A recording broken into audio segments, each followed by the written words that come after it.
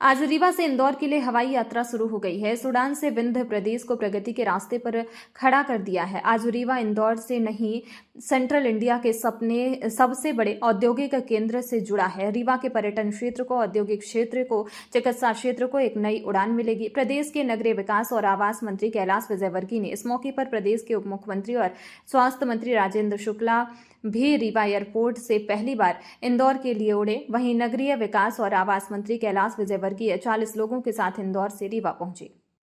लेकिन बहुत ही कमजोर अधोसंरचना होने के कारण विंध्य विकास की दिशा में तेजी से आगे बढ़ नहीं पा रहा था। खराब सड़कें, रेल लाइन का ना होना, हवाई अड्डे का ना होना।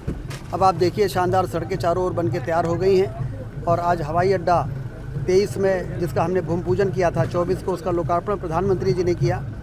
और अब इंडिगो जैसा एयरलाइन, जिसका नेटवर्क न सिर्फ देश में बल्कि विदेशों में भी है, उसका रीवा में आना कोई सपने को साकार करने से कम नहीं है। और अब निश्चित रूप से आने वाली पीढ़ी के लिए विंध्य और रीवा भी एक ऐसा स्थान बन के तैयार होगा जिस तरह से भोपाल, इंदौर और महानगर होते हैं। और ये एक बेहतर सुनहरे भविष्य की ओर ले जाने वाला आज ये ऐतिहासिक क्षण है। आगे और कौन सी उड़ानें यहाँ से एयरबस का भी प्लान चल रहा है, फिर आगे बताएंगे। आज रीवा कोई नहीं, पूरे बिना प्रदेश को एक नई उड़ान मिली है। यह केवल एक हवाई जहाज की उड़ान नहीं है। इस रीवा इंदौर फ्लाइट में रीवा को देश की सेंट्रल इंडिया की सबसे बड़ी औद्योगिक नगरी इंदौर से जोड़ दिया है। रीवा प्रगति के पद पर तेजी से आगे बढ़ेगा। रीवा के पर्यटन क्षेत्र को नई उड़ान मिलेगी। औद्योगिक क्षेत्र में नई क्रांति आएगी। वहीं शिक्षा के क्षेत्र में रीवा अब तेजी से आगे बढ़ेगा।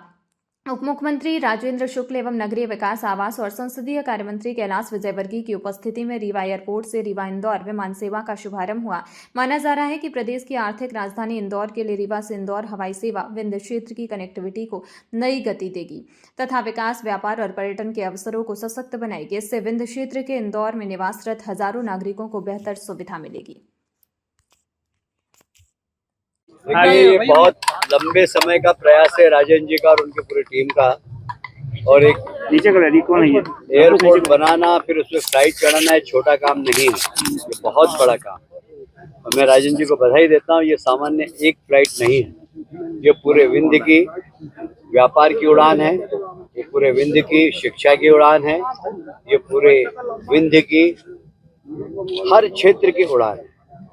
और इसलिए विंध्य अब टेक ऑफ कर रहा है और ये टेक ऑफ हवाई जहाज के टेक ऑफ होने से उसकी स्पीड बहुत ज़्यादा बढ़ गई है।